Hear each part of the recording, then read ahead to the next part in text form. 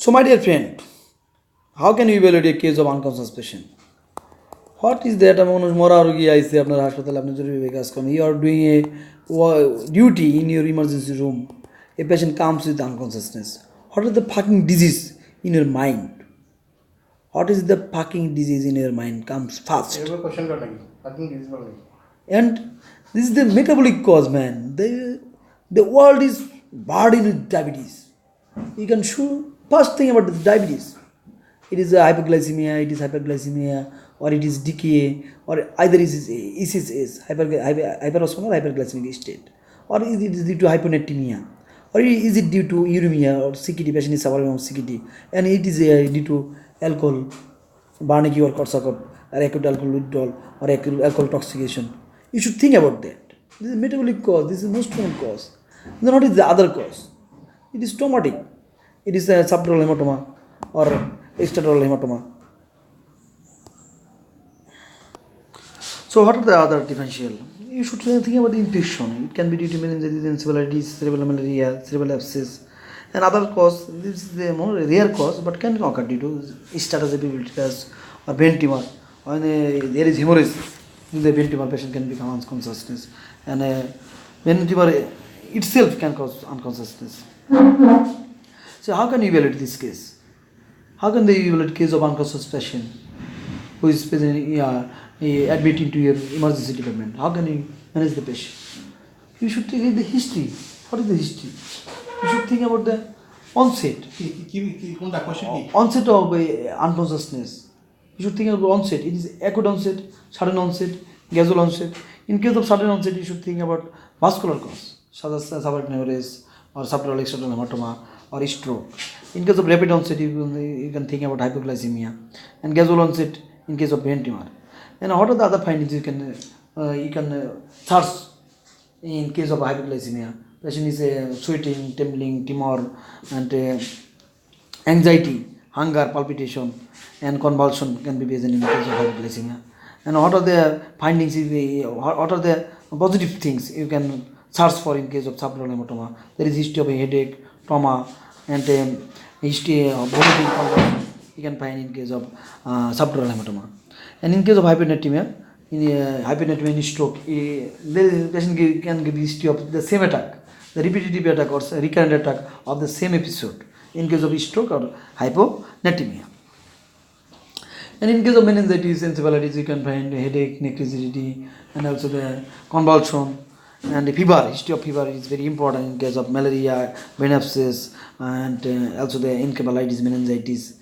And you can took the drug history of alcohol intoxication, and history of precipitating factors such as hypertension, diabetes, or history of high blood cholesterol in case of stroke. And you search for the picodium. You search for the picodium, and there is a heart disease, valvular heart disease, previous valvular heart disease in case of stroke. And in case of the brain tumor, you can search the findings for intracranial hemorrhage. In morning headache, that is intracranial hypertension. You can search for the findings of morning headache, and headache more aggravated in coughing, sneezing. You should search for that. And what are the examination findings? At first, the general examination, you can see the pulse, bradycardia due to brain tumor, tachycardia due to hypoglycemia or infection, and blood pressure can be hypertension due to stroke, or hypertension can present which can cause the stroke. And respiratory rate, you can find the respiratory rate in case of metabolic disorder. In case of decay, it can be increased. And cold periphery in case of hypoglycemic shock, and search for the cyanosis present or not, and smell of breath for alcohol or ketone body.